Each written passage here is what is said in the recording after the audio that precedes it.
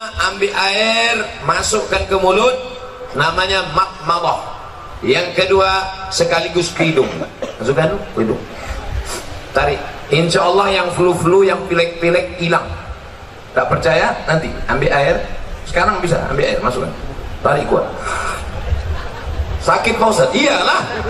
Sakit. Masuk. Maka dengan menarik air ke otak itu membantu oksigen naik ke otak. Ini darah ini menyembur dari jantung. Coba rasa jantung sebelah kiri. Berdegup kan? Yang tak berdegup kasih tahu. Kain kapan siap dah. Jantung ini berdegup, yang disemburkannya ke otak ini oksigen. Oksigen itu dibawa darah.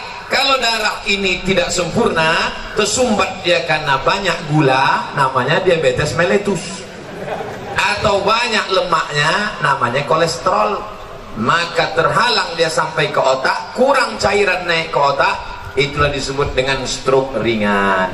Saya sangka macam mau hujan, rupanya ada kamera di atas.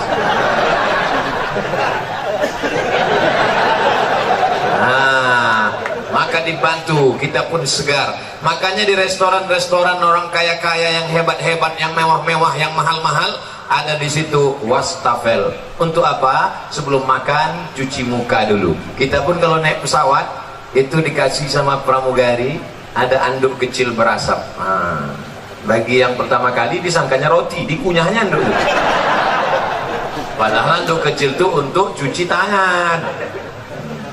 Anduk kecil yang berasap itu untuk cuci tangan, cuci muka. Rupanya orang-orang kaya itu cuci mukanya pakai anduk aja. Nah, maka kita pun diajarkan setelah bersih mulut, bersih hidung, bersih muka. Yang dibasuh muka ini mana? Sejengkal ke samping, sejengkal ke atas.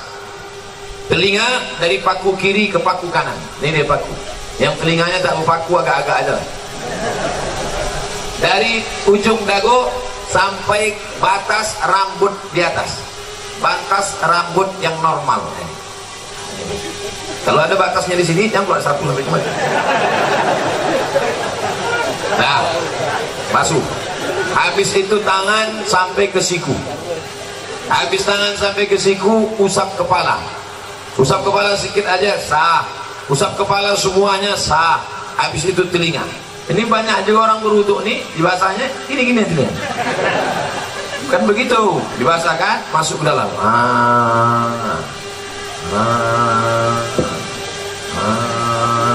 Jadi telinga itu bersih. Ini kadang ada orang ganteng tengok telinga sarang Spiderman.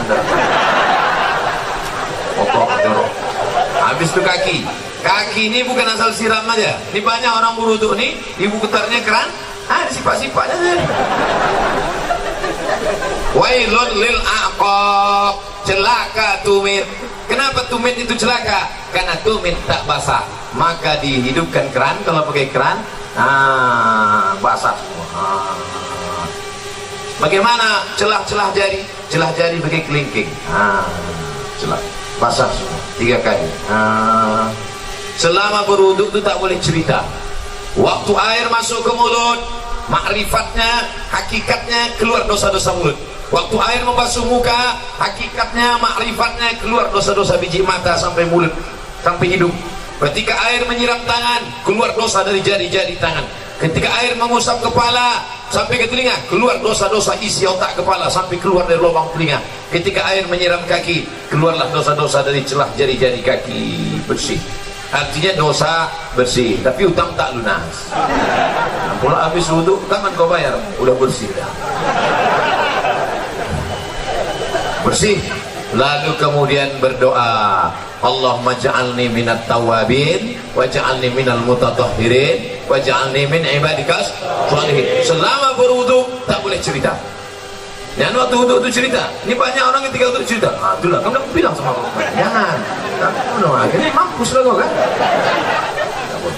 Waktu berwudu itu kalau ada orang ada cerita, diam. Gimana kamu? Bersih.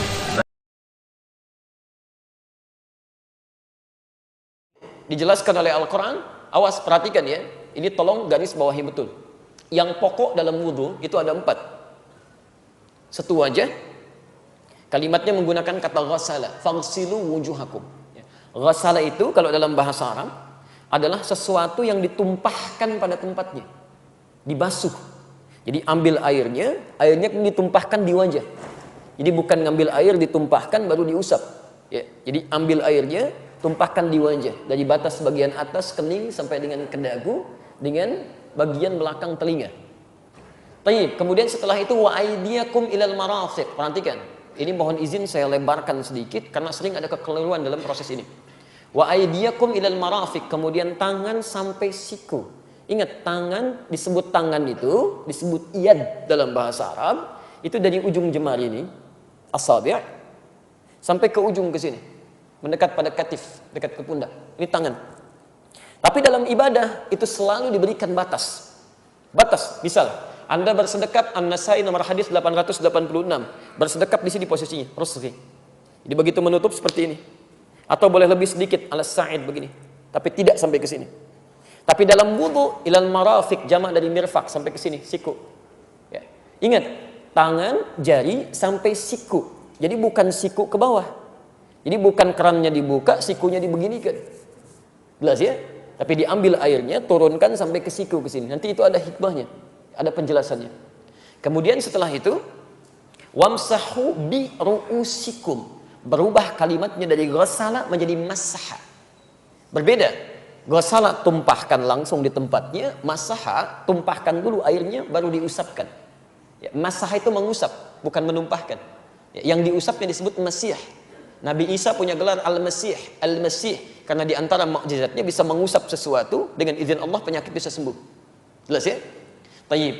Dan yang diusap itu apa? Bukan rambut, tapi ru'us. Jamak dari kata ra'sun, kepala.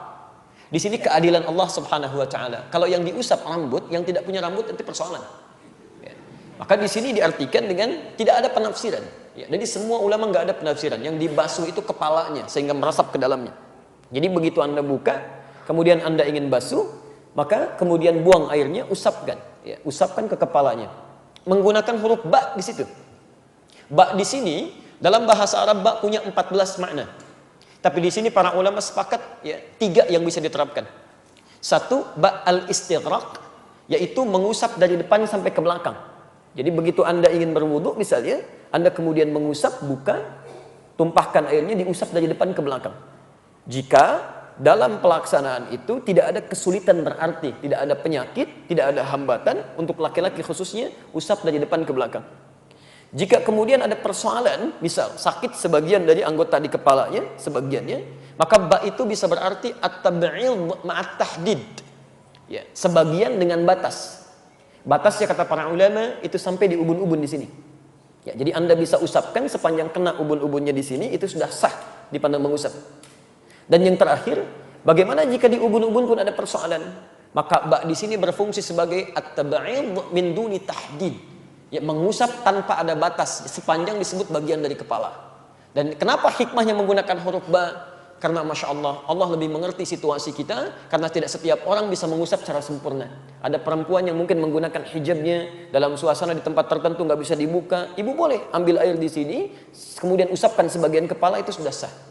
Antum ada persoalan luka misalnya tertentu, kemudian usap sebagiannya, itu sudah sah wudunya. Dan jangan merasa tidak sempurna, karena syariat menetapkan itu. Yang keliru, walaupun dia sehat, tapi tidak mengusap kepala, cuma rambutnya aja. Sudah sisir, sudah bagus, minyaknya banyak, luar biasa, gitu kan? Gak mau berubah tampilan rambutnya, tiba-tiba utak, gitu kan? Selesai. Nah, kemudian tiba-tiba tunaikan sholat, itu tidak tepat. Yang terakhir, ya, kemudian wa arjulakum ilal ka'bain, kembali membasuh, bukan mengusap, membasuh kaki sampai dengan ke mata kakinya. Itu yang pokok yang 4. Jadi selebihnya itu sunnah, dan sunnah itu berpahala dikerjakan. Ya, berpahala. Jadi kalau Anda sempurnakan dari mulai berniatnya, kumur-kumurnya, istinsyaknya, sampai telinga, sampai ke ujungnya, pahalanya lebih banyak.